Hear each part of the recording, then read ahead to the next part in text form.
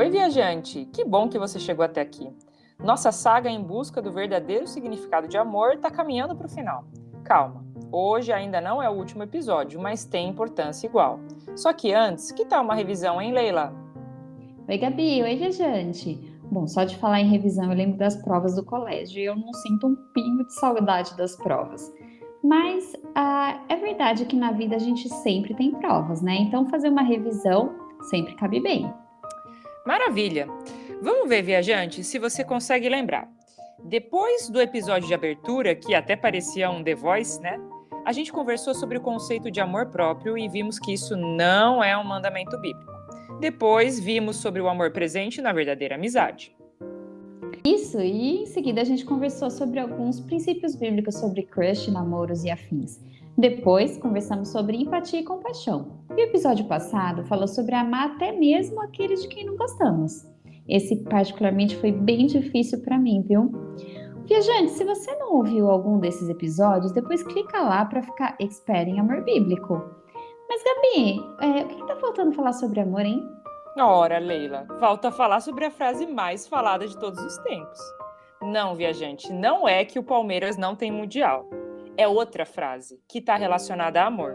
Está na placa do caminhão, pichada em muro, colada em postes, escrita em muitas camisetas e folhetos espalhados por aí. Deus é amor. Mais uma frase muito popular que provavelmente perdeu seu significado real e acabou sendo distorcida por aí. Olha, Gabi, já vou falar de cara para o viajante que isso não é mera frase popular, mas é um versículo bíblico. Então, sim, é verdade, Deus é amor mesmo. O problema, viajante, é que muitas vezes as pessoas interpretam isso de jeitos totalmente contrários ao que o próprio Deus falou através da Bíblia. Então, viajante, o convite hoje é na lata. Vem com a gente entender o que essa frase não significa e também conhecer mais sobre o verdadeiro Deus que é amor.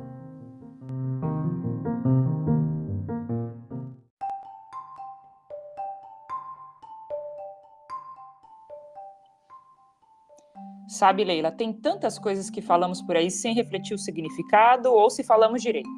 Muitas vezes a gente só repete o que ouve porque acha bacana. Por exemplo, vou citar um ditado popular: ossos do ofício. Dá a entender que são as tarefas mais difíceis que cada profissão apresenta. Mas o ditado original é ócios do ofício, no sentido de ociosidade ou tédio. O ditado original quer dizer que toda profissão tem partes entediantes, chatas, que não são necessariamente as partes mais difíceis. Nossa, sério? Eu não fazia ideia disso, não. Bom, certeza que tem outros ditados populares que a gente fala longe do sentido original. Mas o foco de hoje é discutir como as pessoas entendem a frase Deus é amor e o que ela realmente significa. Exato, Leila. Eu já ouvi muita gente tentar consolar o amigo triste ou desanimado com essa expressão ou algo parecido, tipo: relaxa, Jesus te ama. É como se essas frases fossem mágicas e dessem alívio imediato. Mas o resultado, na maioria das vezes, não é esse, né? Outro perigo é usar a frase Deus é amor para justificar aquilo que eu penso ser verdade, mas que é claramente contrário à Bíblia. Coisas como eu é que defino o que é amor. Se me faz bem, que mal tem? Não prejudica os outros. Se eu estou sentindo isso, então é verdade, afinal Deus é amor. Só que, viajante, o próprio Deus deixou instruções claras sobre o modo como devemos amá-lo e também ao próximo, como já discutimos nos outros episódios. Verdade. Muitos ainda usam essa frase como uma tentativa de aliviar culpas reais sobre coisas erradas que praticam sem buscar o perdão e arrependimento bíblicos.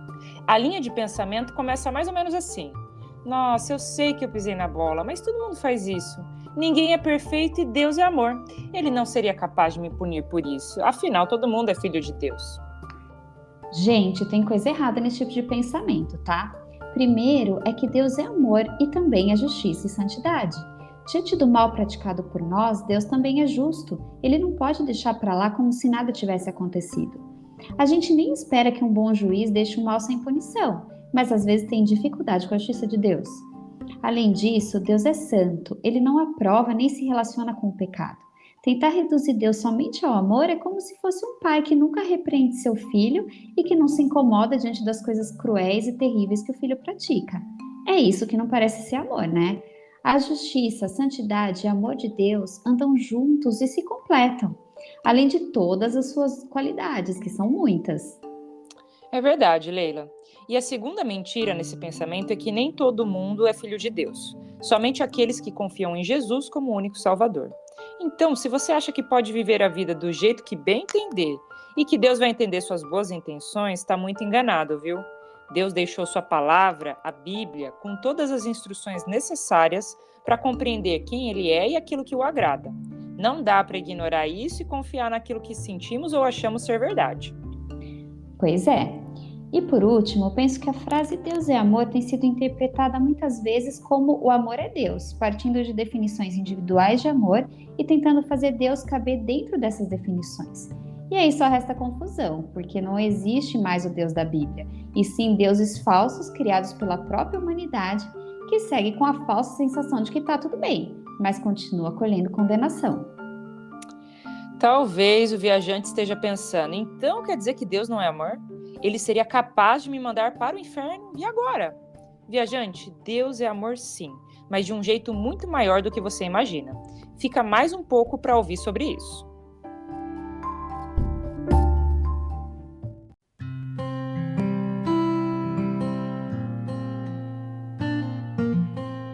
Viajante, pensa numa pessoa que você não gosta de jeito nenhum, que você até consideraria uma inimiga. Se você visse essa pessoa indo em direção ao abismo, o que você faria, hein? Olha, se você, como eu, pensou em algo do tipo, eu empurraria do abismo logo. Isso só prova que eu e você somos grandes pecadores. Então, mas como Deus é amor, ele faz algo totalmente diferente disso. Viajante, pode até ser que você já saiba disso, mas o Evangelho é a base pela qual todo cristão deve viver e relembrar diariamente. Não dá para fugir disso. Sim, Gabi.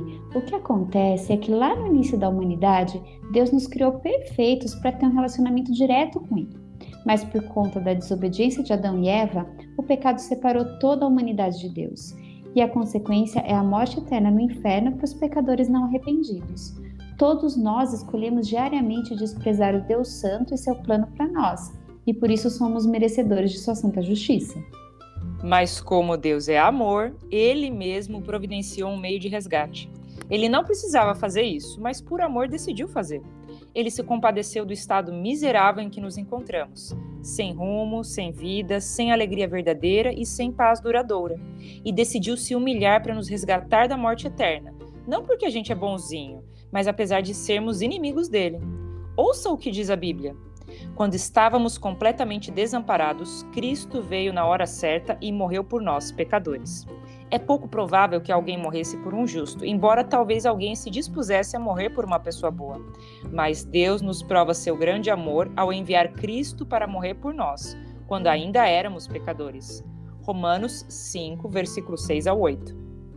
Percebe, viajante? Deus é o próprio amor porque não se baseia na reputação da pessoa para oferecer resgate por meio de Jesus. O que Deus ganharia de nós ao nos resgatar? Nada. Estamos em uma condição em que não há nada para oferecer para Deus pelo seu imenso amor. E mesmo assim, ele se fez como homem, Jesus, e viveu aqui na terra em meio a pessoas tão pecadoras quanto eu e você.